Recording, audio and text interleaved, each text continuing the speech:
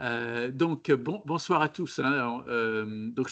On est vraiment très heureux d'accueillir aujourd'hui, hein, le professeur Vincent Leroy, qui est le chef de service d'hépatologie au groupement hospitalier universitaire Henri Mondor à Créteil, et qui est aussi le président du CNU d'hépatogastroentérologie, et puis qu'on connaît depuis de très nombreuses années, hein. C'est toujours bien d'avoir un ami qui vient nous parler de son expertise au niveau de la recherche clinique hépatique et recherche translationnelle. Et donc là, aujourd'hui, il va nous parler d'un de ses projets qui est extrêmement passionnant, c'est l'exploration des hépatopathies indéterminées. Et c'est vraiment une question qu'on a souvent, hein, dans les centres experts de maladies du foie. Et donc, on attend vraiment avec impatience ta présentation, Vincent, puis on va avoir plein de discussions, j'en suis sûr. OK, mais encore un grand merci d'être venu, Vincent. Alors, un très grand merci Fabien pour l'introduction, pour l'invitation. Merci à toutes et à tous. Merci pour les discussions passionnantes tout à l'heure lors de la réunion recherche. Je vais en effet parler d'un sujet qui nous est cher à Mondor, un programme qu'on a démarré il y a quelques années. Moi, je suis arrivé il y a 5 ans à Mondor. J'étais anciennement un voisin de... Alors, attendez, est-ce que ça peut marcher? Ça va marcher. Je fais avancer les diapos. C'est là, non? Avec les flèches, ouais, ça Je fonctionne. vois. Ça peut leur fonctionner. Petit problème technique. Ah, c'est celle-là. Donc, on a lancé en effet en 2022 un programme qu'on a appelé le programme LIFE pour Liver Phenotype, qui est un programme de phénotypage des avancées du foie dans diverses situations pathologiques. Ah, peut-être que ce serait bien de couper les micros pour ceux qui sont connectés. Merci. Et sachant que quand je suis arrivé il y a quelques années à Mondor, j'ai un petit peu réorienté ma thématique de recherche. L'hépatite C, c'était un petit peu fini. L'hépatite B, il y avait l'IHU, c'était pas la peine de lutter, même si on continue de faire des choses avec Jean-Michel Pawlowski. Et c'est un hôpital où il y a énormément de centres de référence maladies rares, et en particulier deux populations de patients qu'on voit énormément, qui sont les patients avec amylose et les patients drépanocytaires. Et on a démarré un programme qui s'appelle donc ce programme LIFE, qu'on a appelé DAMI-LIFE et DREPA-LIFE, pour explorer de manière la plus multiparamétrique et exhaustive possible le foie dans ces situations pathologiques. Et puis, on a étendu ce programme à d'autres situations pathologiques, l'hépatite auto-immune en particulier, et puis une situation qui m'a toujours beaucoup perturbé depuis le début de mon activité clinique en hépatologie, qui est celle des maladies indéterminées du foie, bref, celle des patients qui arrivent à la consultation avec une anomalie du foie inexpliquée, le plus souvent des perturbations chroniques du bilan biologique hépatique, une hypertransaminasémie ou une cholestase, ou parfois, plus rarement, des troubles de la morphologie du foie comme une hépatomégalie. Alors, qu'est-ce que ça veut dire une hépatopathie indéterminée? C'est une hépatopathie où un bilan étiologique de première intention a été effectué et on n'a pas la solution. Alors évidemment, tout dépend de l'exhaustivité de ce bilan étiologique d'hépatopathie qu'on a fait. Alors, la première question qu'on s'est posée avant de démarrer ce travail, je ne sais pas si on a un moyen de couper le haut-parleur, car certains n'ont toujours pas coupé leur micro, peut-être ne m'entendent pas. La première question qu'on s'est posée, c'est est-ce que le fait d'avoir des anomalies chroniques du bilan biologique hépatique, ça a un impact quelconque ou pas? Est-ce que c'est associé à une surmortalité, à des événements hépatiques, à une décompensation de cirrhose? Ou finalement, on s'en moque. Mais de manière curieuse, il y a très peu de données sur le sujet. J'ai ressorti cette étude coréenne sur quand même plusieurs dizaines de milliers de patients qui semble néanmoins indiquer que lorsqu'on a des perturbations, ici c'est une hypertransaminasémie chronique du bilan hépatique, avec élimination des causes les plus fréquentes, en tout cas, l'alcool, les virus, la stéatopathie métabolique, eh bien, c'est associé à une surmortalité. Et cette surmortalité est d'autant plus importante que les perturbations des tests hépatiques sont importantes. Et donc ça, c'est vraiment quelque chose qui paraît assez clair, mais à nouveau, très peu de données pour étayer les choses. Alors, de manière indirecte, on sait qu'il y a un certain nombre de maladies chroniques où l'identification de la cause et son traitement améliore la prise en charge et améliore le pronostic à long terme. Par exemple, dans la cholangite biliaire primitive, vous savez que le traitement par AUDC permet d'améliorer la survie des patients, et ce, d'autant plus que le traitement est débuté précocement. En d'autres termes, si vous avez un patient qui a une cholestase persistante, qui est une CBP, qui est séronégative, vous n'en faites pas le diagnostic et que vous ne démarrez pas le traitement, et bien à ce moment-là, il y aura un impact négatif sur la survie. Mais ce sont des éléments indirects, et à nouveau, il y a un besoin de générer des données supplémentaires. Alors, est-ce qu'on a des algorithmes diagnostiques très précis pour savoir comment se débrouiller avec ces patients qui arrivent à la consultation avec ces perturbations des tests hépatiques ou ces anomalies morphologiques du foie? Alors, vous savez qu'il y a des algorithmes qui ont été publiés pour la cholestase. Et en particulier, j'ai ressorti celui de l'EASL récemment actualisé qui montre qu'une fois qu'on a éliminé les choses vraiment les plus fréquentes, c'est-à-dire les médicaments, l'alcool, le métabolique, les virus, eh ben on commence par demander des anticorps antimitochondrie, la CBP dont je parlais tout à l'heure. S'il y a des anticorps antimitochondrie, c'est une CBP. S'il n'y a pas d'anticorps antimitochondrie, à ce moment-là, on fait une IRM avec des séquences de cholangio-IRM. Beaucoup font simplement une cholangio-IRM. Il faut faire une vraie IRM pour rechercher une cholangite sclérosante primitive. Et puis, s'il n'y a pas de cholangite sclérosante, si on n'a pas d'anomalie des voies biliaires, à ce moment-là, on fait une biopsie hépatique. Mais d'une part, c'est pas si facile à appliquer que ça, et d'autre part, ça c'est pour la cholestase. Est-ce qu'on fait la même chose sur l'hypertransaminasémie? Moi, la première chose qui me frappe comme clinicien voyant des patients en consultation, c'est la question, est-ce qu'on a une cytolyse, une cholestase, ou est-ce que c'est mixte? Bah ça, c'est vraiment pas facile. Dans la littérature, il y a le fameux score R, où on divise, après avoir normalisé sur la limite supérieure de la normale, les transaminases et les phosphatases alcalines. Quand c'est essentiellement les transaminases, c'est une cytolyse. Si le ratio est inférieur à 2, c'est plutôt c'est une cholestase. Et puis entre les deux, c'est une perturbation mixte. Mais en pratique, moi, je trouve que c'est pas si simple que ça. Comment appeler un patient qui a des transaminases élevées, des gamma-GT très élevés sans phosphatase alcaline? Et puis ça fluctue dans le temps. Et est-ce qu'il faut vraiment adapter nos algorithmes au profil cytolytique cholestatique? Il y a assez peu de données pour répondre, mais il y a quand même quelques papiers, celui-là en particulier, publié il y a quelques années, qui est un papier ANAPAT, qui a regardé sur une série de patients qui avaient eu une biopsie hépatique pour diverses causes, connues, maladies fréquentes ou maladies rares, s'il y avait une association entre le profil biologique et le diagnostic étiologique. Et la réponse est non.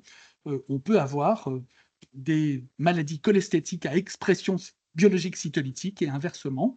Vous savez que l'âge est le principal facteur. Une cholangicérosante primitive ou une cholestase génétique de l'enfant ou de l'adulte jeune, ça peut être une cytolyse. À l'inverse, une maladie cytolytique, une hépatite A du sujet âgé, ça peut s'exprimer sous la forme d'une cholestase. Donc, nous, on a pris le parti de, dans notre programme LIFE, de ne pas prendre en compte le profil d'expression biologique, cytolyse de cholestase. On a mis perturbation chronique du bilan biologique hépatique. Alors, retournons à la consultation. Qu'est-ce qui se passe le plus souvent? Quand on est dans un centre tertiaire, quand on est à l'IHU par exemple, on voit en consultation des patients qui traînent depuis des mois, parfois des années, des perturbations des tests hépatiques, qui ont eu à nouveau un bilan fait par un hépatogastro-entérologue, alors à nouveau plus ou moins complet, mais qui souvent est déjà assez complet, avec évidemment la recherche d'un syndrome métabolique, avec des auto-anticorps, avec souvent le bilan du cuivre, la ferritine bien sûr, et puis une imagerie hépatique qui le plus souvent comporte déjà l'échographie et l'IRM, et puis on n'a pas la solution. C'est à peu près 10% des patients qui ont des perturbations chroniques des tests hépatiques qui sont dans cette situation, même si à nouveau le caractère indéterminé de l'hépatopathie dépend beaucoup de l'exhaustivité du bilan effectué jusque-là. Exhaustivité et qualité, évidemment. Là, je vous ai montré une IRM. C'est sûr que si on a fait une IRM qui ne respectait pas les critères de qualité d'une IRM, on a pu éventuellement passer à côté d'un diagnostic étiologique. Alors là où ça devient difficile, c'est que quand on a vraiment un bilan qui a été fait, de qualité exhaustif, qu'on n'a pas trouvé d'explication, ben, les hypothèses diagnostiques, elles sont absolument multiples. Et ça, c'est vraiment très compliqué. Parfois, il n'y a pas de maladie du foie du tout. Ce n'est pas une hépatopathie, c'est simplement des perturbations du bilan hépatique. Il y a des trucs très faciles à identifier. Une macroasate, on y pense facilement. Les atteintes musculaires également. Le surpoids. Puis, il y a toujours cet éternel problème de la définition de la limite supérieure de la normale des transaminases. Il y a vraiment des élévations physiologiques de maladie du foie. On peut parfois avoir des phénotypes atypiques d'une maladie du foie, fréquente ou plus rare, Bon, typiquement, j'ai déjà évoqué la CBP séronégative, on peut avoir des HAI séronégatives, on peut avoir, je vais en reparler, des stéatopathies métaboliques, des MASH, avec un syndrome métabolique FRUS, de telle sorte qu'on ne l'a pas identifié et qu'on a du mal à rattacher la perturbation hépatique à la présence de ce syndrome métabolique. On peut avoir une exposition cachée à des substances hépatotoxiques, alors ça peut être des médicaments, des compléments alimentaires et végétaux, pourquoi pas une exposition professionnelle ou des toxiques environnementaux qui sont encore extrêmement peu appréciés. On peut avoir aussi une manifestation hépatique d'une maladie générale, la sarcoïdose, l'hyperthyroïdie, la maladie cœliaque, l'insuffisance cardiaque. Bon, bref, on peut mettre plein de choses là-dedans. Il y a probablement un certain nombre de maladies infectieuses. Alors évidemment, l'hépatite B, l'hépatite C, l'hépatite E, l'immunodéprimé, on y pense. Mais il y a parfois des choses plus rares, il y a des pièges, je vais y revenir. Et puis alors là où ça devient vraiment compliqué, c'est lorsque le diagnostic est une maladie rare du foie. Donc comme c'est une maladie rare déjà, il faut la connaître, il faut y penser, c'est pas si simple. Et c'est là où je vais en venir, il existe clairement des maladies rares du foie dont le phénotype est atypique ou atténué. De telle sorte que quand on a un phénotype incomplet, atypique, atténué, d'une maladie qu'on connaît déjà pas très bien, là, ça devient vraiment quasiment impossible à reconnaître ou très difficile. Alors, je vais donner un exemple qui est celui de la stéatopathie. Vous avez tous vu les dernières recommandations ASLD sur la MAFLD, la steatotic liver disease, comme il faut l'appeler maintenant, qui peut être soit métabolique, soit liée à l'alcool, soit un petit peu des deux, la MET-ALD. Alors, ça, évidemment, c'est une cause extrêmement fréquente. Et pour en faire le diagnostic, il faut premièrement montrer qu'on a une stéatose, mais encore faut-il avoir identifié la stéatose en échographie. Et vous savez que la sensibilité de l'échographie n'est pas absolue, c'est à peu près 30%. Et puis, il faut avoir au moins un facteur cardiométabolique. Ça a pas mal changé par rapport au position paper de l'EASL qui disait qu'il en fallait deux. Et quand on regarde ces facteurs cardiométaboliques, on a quand même beaucoup de nos patients qui sont susceptibles d'en avoir un. Si vous avez, quand vous regardez la liste, un IMC à plus de 25 ou une glycémie un tout petit peu élevée ou une hémoglobine glyquée un tout petit peu élevée ou une hypertension artérielle, enfin ça fait beaucoup de ou à chaque fois. Dès lors qu'on a une stéatose et un élément du syndrome cardiométabolique, à ce moment-là, on peut considérer que c'est une stéatopathie métabolique. Et donc, si on n'est pas très attentif à la discrète hypertension artérielle, à la petite modification de l'hémoglobine glyquée, et si a fortiori la stéatose est insuffisante pour être détectée en écho, bah là, vous vous traînez une hypertransaminasémie à 2N sans en comprendre la cause, alors qu'en fait, le diagnostic, vous l'avez sous le nez, il est absolument évident. Mais si réellement vous avez une stéatose et que vous n'avez absolument aucun élément du syndrome métabolique, il faut se rappeler qu'il y a un certain nombre de maladies plus rares, dont des maladies monogéniques, qui peuvent expliquer la stéatose. Oh, les hépatos, on a toujours en tête la maladie de Wilson. Bah oui, une maladie de Wilson, ça peut donner une stéatose. Mais il y a énormément, là, vous voyez sur cette figure, une liste de maladies extrêmement rares. Alors, je vous rassure, il y a un des tas que j'ai jamais vu de ma vie, le déficit en citrine, j'en ai jamais vu et j'y ai jamais pensé et je saurais pas en faire le diagnostic comme ça. Mais il y a des choses, j'ai déjà cité le Wilson, les mitochondriopathies, bien sûr. Il y a un diagnostic, le déficit en lipase acide lysosomale, ça, il faut y penser. Et ça fait partie, les glycogénoses également, et ça fait partie des diagnostics, le déficit en lipase acide lysosomale, où on a des outils cliniques, en particulier des buvars qui permettent de tester l'activité enzymatique. Et dans une grande série à laquelle j'avais participé quand j'étais à Grenoble, sur plus de 4000 malades qui avaient des stéatopathies inexpliquées, eh bien, vous voyez, il y en a quelques-uns, ils sont listés ici. Il y en avait 13 au total qui étaient porteurs de ce déficit en lipase acide lysosomale avec une stéatopathie métabolique chez un sujet n'ayant pas de surpoids et n'ayant pas de syndrome métabolique, même si on pouvait avoir un bilan lipidique perturbé. Alors, si je reprends le cheminement à la consultation, on a donc un patient en face de nous qui a eu un bilan étiologique plus ou moins exhaustif, une absence d'explication, et puis une possibilité de diagnostic quasiment infinie. C'est peut-être un truc très fréquent qu'on a sous le nez comme stéatopathie métabolique, c'est peut-être un truc affreusement rare qu'on n'a jamais vu, qu'on ne connaît même pas, et donc qu'on ne risque pas de détecter puisqu'on ne connaît pas la maladie. Alors là, la question, c'est qu'est-ce qu'on fait? Comment on se dépatouille? Évidemment, on peut aller plus loin. Ce dont je n'ai pas encore parlé, c'est la biopsie hépatique. Donc, est-ce qu'on fait une biopsie hépatique à ce moment-là? Et donc, on dit oui, il faut faire une biopsie hépatique. Mais la question, c'est est-ce qu'il faut faire une biopsie hépatique chez tous les patients? Est-ce que c'est pas disproportionné? Est-ce qu'on aura la solution à tous les coups? Est-ce qu'on peut se contenter de surveiller, de voir ce qui se passe, si on n'a pas compris, quitte à laisser passer une maladie évolutive qu'on n'a pas identifiée? Et puis, je vois parfois certains ont la tentation de mettre un peu d'AUDC sans faire de biopsie, sans comprendre, en disant bon, ça peut pas faire de mal. Bon, comment on se dépatouille? Là encore, on est un petit peu étonné et déçu par le nombre de données qui ont été publiées sur la réalisation d'une biopsie hépatique dans cette situation. La meilleure étude, ça reste celle qui avait été menée par Victor Delédingan il y a quelques années, CITOL, qui avait montré que globalement, quand on avait une hypertransaminasémie inexpliquée, le plus souvent, il s'agissait d'une stéatopathie métabolique, mais on avait aussi des lésions minimes, sans orientation étiologique dans un assez grand nombre de cas. Puis on avait parfois des petites choses, mais diverses et variées.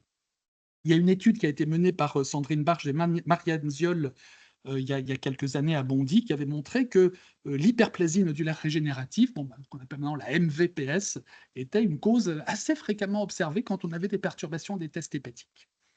Bref, quand on fait une biopsie, on a parfois la solution, parfois on l'a pas. Là, par exemple, un exemple, de temps en temps, l'ANAPAT donne vraiment la solution. Ici, on a une leucémie LGL. C'est une leucémie de très bon pronostic, où les cellules leucémiques infiltrent le foie. Ça, c'est une patiente qui avait depuis 2 ans une cholestase, donc on ne comprenait pas très bien. On a fini par la biopsier. Et l'ANAPAT nous a appelé dans les heures, enfin voilà, dans quelques jours, ah ben voilà, leucémie LGL. De temps en temps, l'ANAPAT fait un diagnostic étiologique absolument formel. C'est vrai pour un certain nombre de diagnostics. Mais il faut bien reconnaître que le plus souvent, on a une orientation, on a un diagnostic syndromique. Alors ce diagnostic syndromique, ça peut être une hépatite chronique, il y a de l'inflammation, il y a de la nécrose, alors parfois de la nécrose en pont, ça peut être une maladie vasculaire, j'évoquais l'HNR, toutes les maladies du spectre de la MVPS.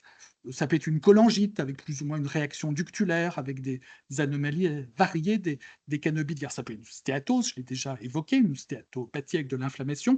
Ça peut être une granulomatose. Alors quand on a une granulomatose, là, on est bien embêté, on ne sait pas quoi faire. Parfois, on a une cirrhose, voilà, et rien d'autre. On appelle ça la cirrhose cryptogénétique. Mais bon, tout ça pour dire qu'on n'a pas bien compris quelle était l'origine de la maladie du foie. Donc très souvent, quand on fait une biopsie hépatique, alors parfois on a un diagnostic étiologique formel et très souvent on a un diagnostic d'orientation.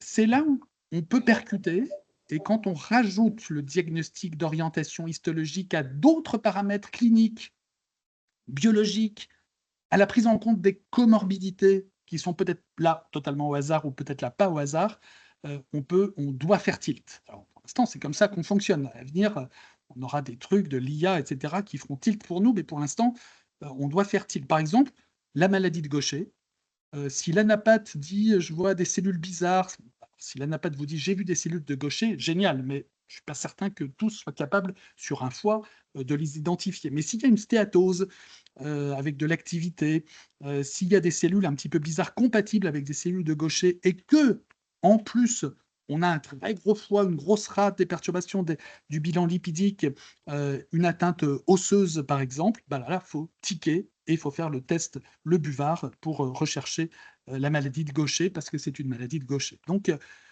le diagnostic d'orientation, quand on le met en regard de la situation clinique, du bilan biologique, de tout le reste, de l'imagerie, ben on peut et on doit faire tilt et penser à un diagnostic étiologique.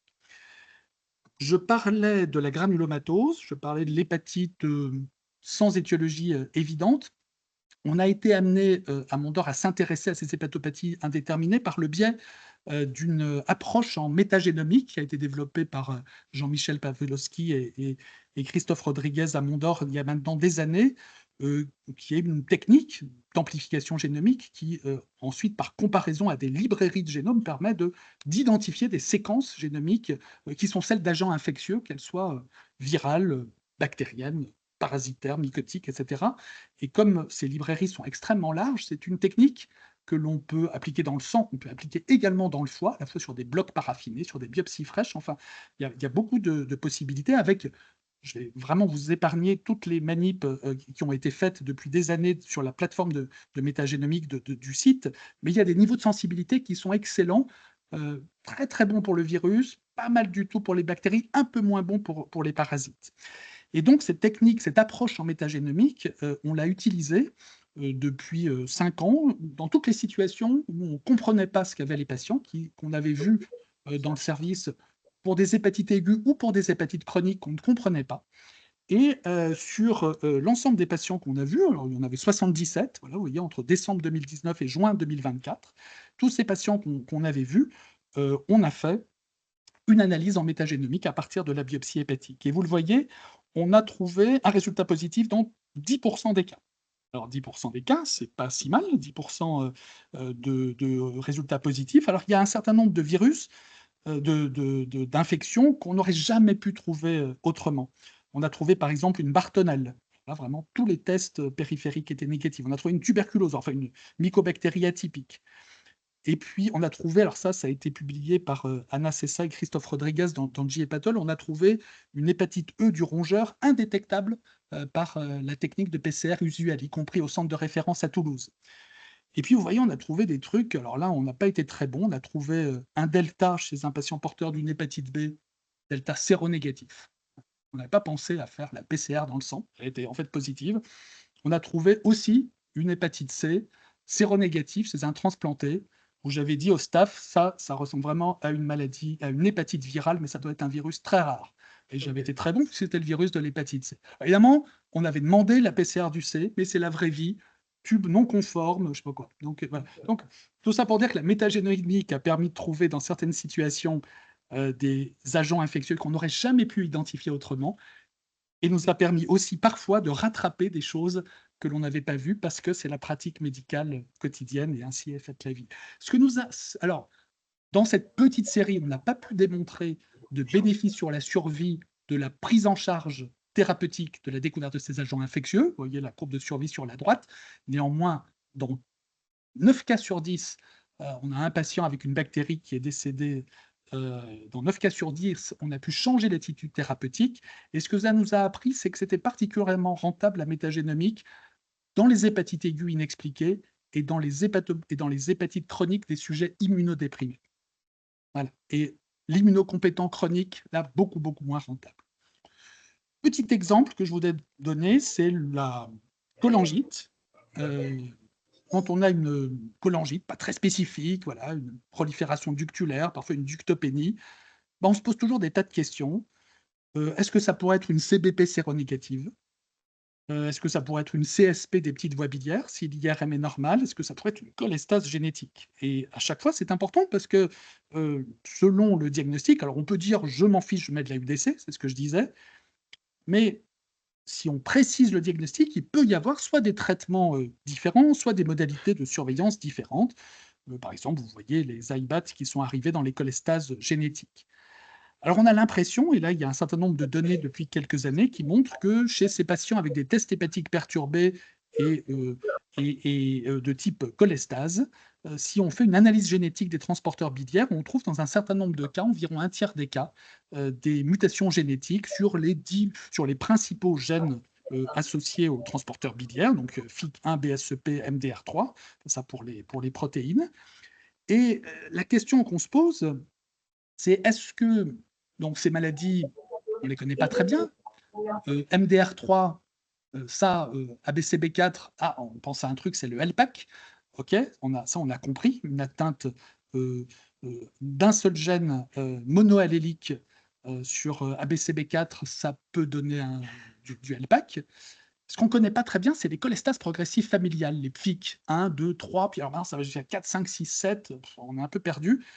Et on a vraiment l'impression que ces maladies sont des maladies exclusivement des pédiatres et que quand on est adulte, la seule façon de les voir, c'est de faire une consultation de transition.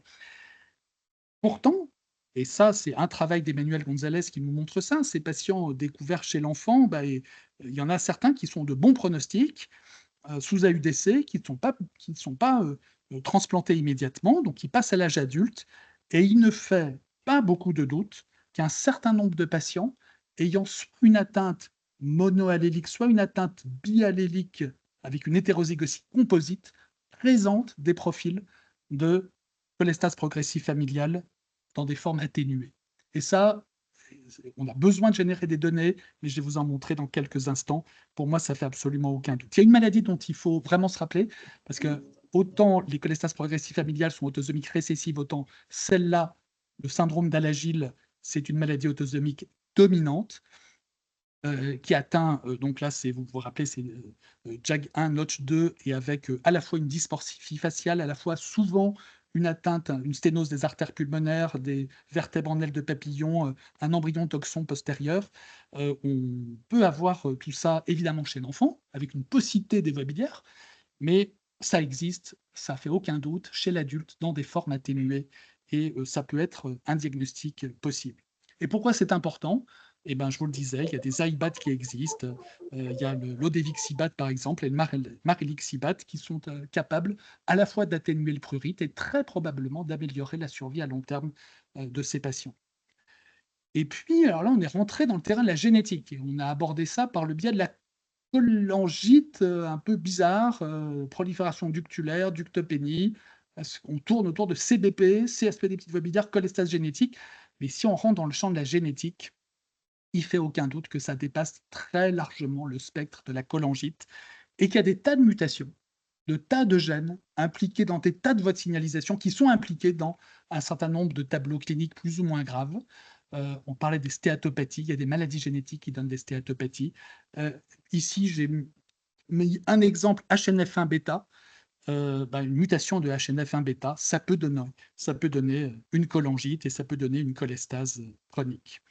Vous avez peut-être vu passer ce papier il y a quelques années dans Hépatologie qui parlait du déficit en acyle-CoA oxydase 2. Là aussi, voilà typiquement des anomalies génétiques qui donnent des atteintes pas forcément sévères. Alors là, je peux vous garantir que la biopsie montre des lésions totalement non spécifiques.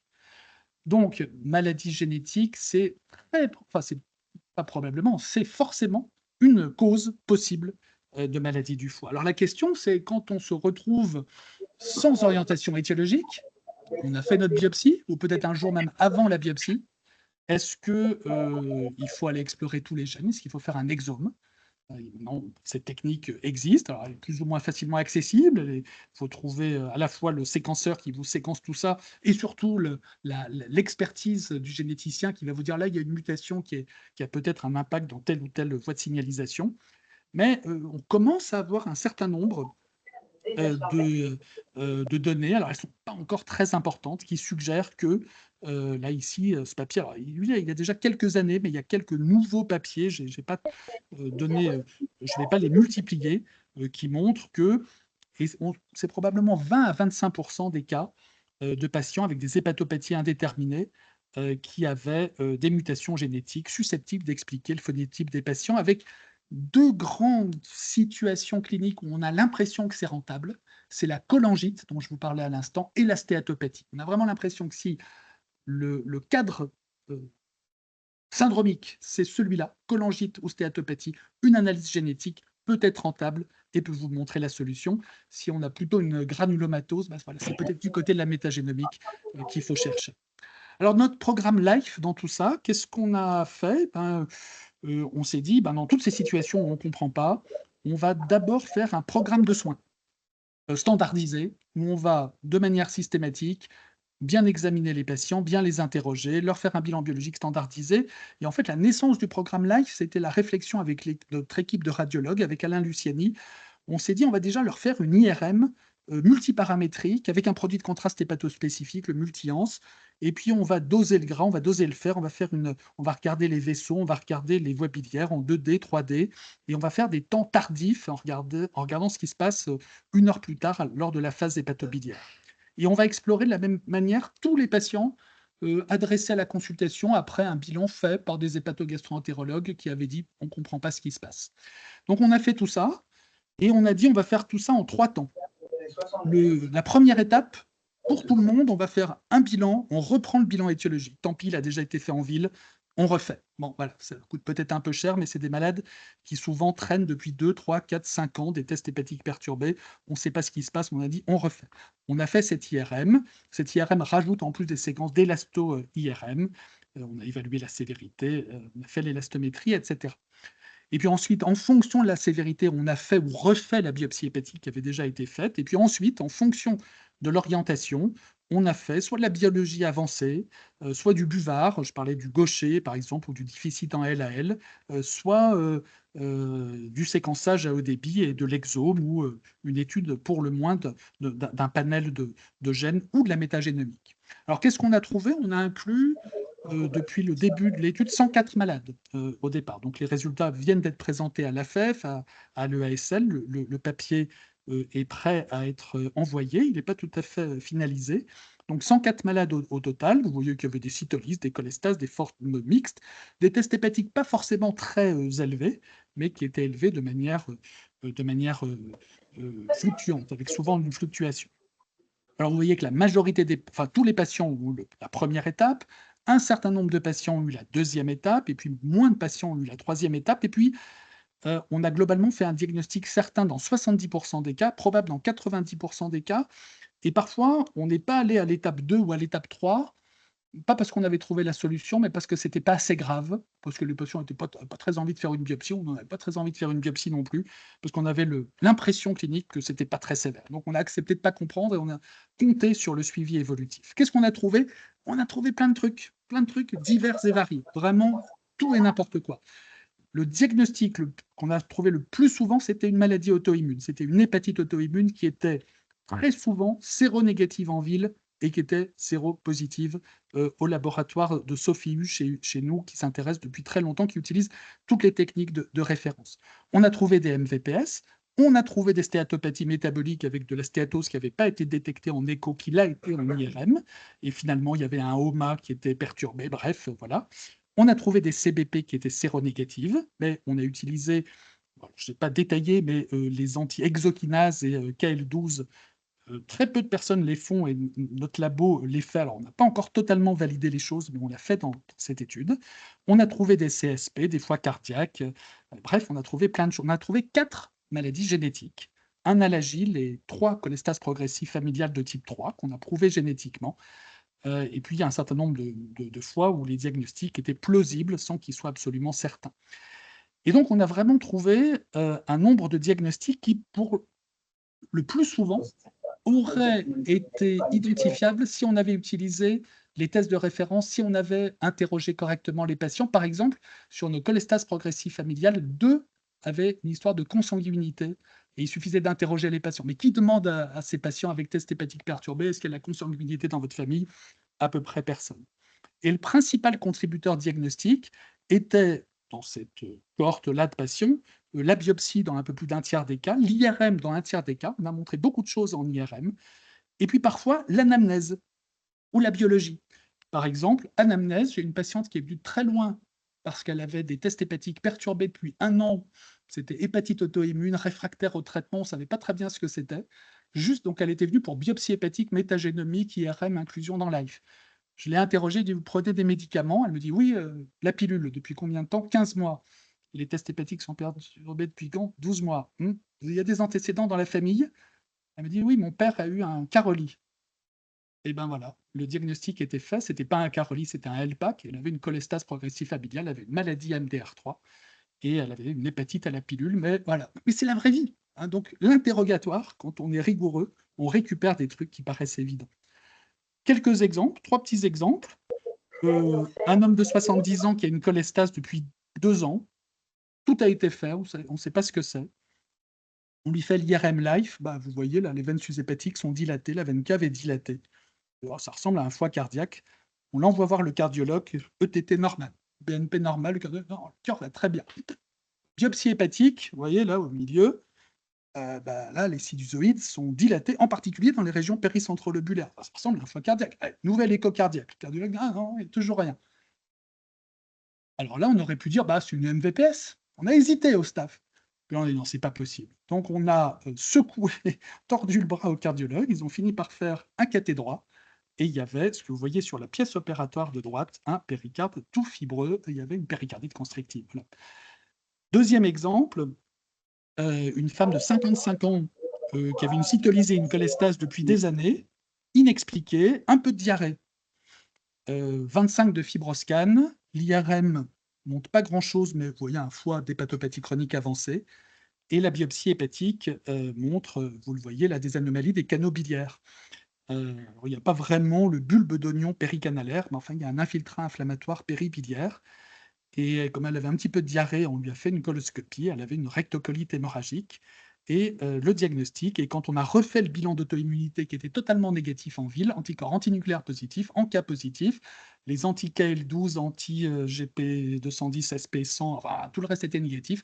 Bref, CSP des petites voies biliaires intrahépatiques associées à une RCH au stade de cirrhose. Voilà. Donc en fait, ce n'était pas un diagnostic si compliqué à faire, il fallait juste être systématique.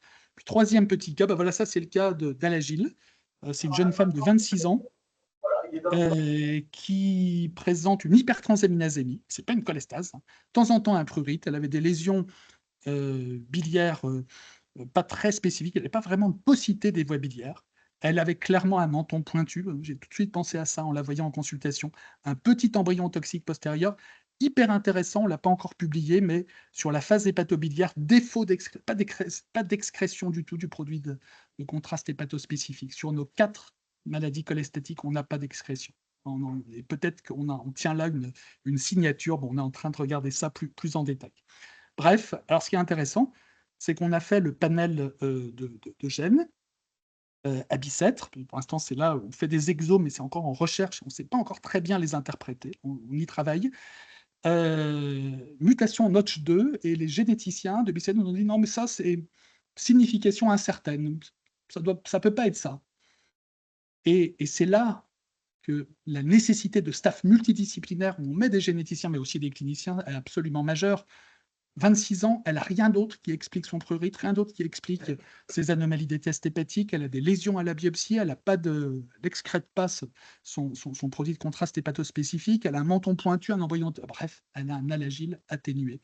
Et en fait, ça existe. Et d'où la nécessité absolue de faire des, des réunions de consultation multidisciplinaires.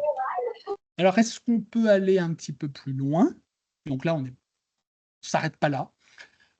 Premièrement, bon là, on est en train de publier ce travail. 2, on vient d'avoir un PHRC interrégional où on va faire ce protocole en rajoutant de l'exome et en faisant le bilan exhaustif pour tout le monde chez des patients qui ont déjà eu une biopsie hépatique et depuis moins de 2 ans et qui n'ont toujours pas d'explication. Donc là, on espère démarrer ce protocole dans les prochains mois et ouvrir rapidement les centres. Donc ça, c'est le PHRC.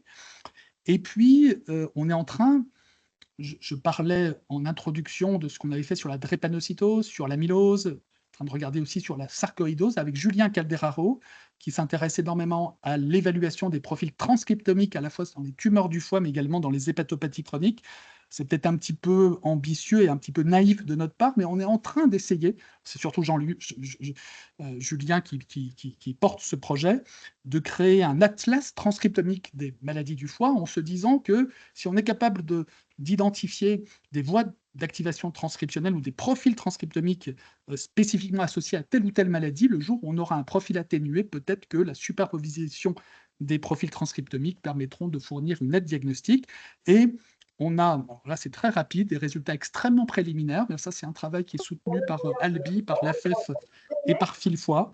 On a pu montrer, en comparant des patients qui avaient des hépatites auto-immunes certaines avec des patients qui avaient des hépatites virales et des hépatites auto-immunes-like, et qu'on avait des différences de profil transcriptomique avec certaines voies de signalisation, la voie IL-17 par exemple, plus activée dans les hépatites auto-immunes. C'est hyper préliminaire, pas de conclusion formelle, mais c'est vraiment ce qu'on veut faire, et c'est ce que fait Anna Sessa, qui est une de nos élèves et qui est actuellement en mobilité à Londres pour travailler sur ces aspects.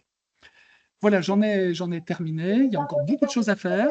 Je voulais vraiment remercier l'ensemble de l'équipe à Mondor avec qui je travaille sur ce projet que je trouve éminemment passionnant. Je vous remercie.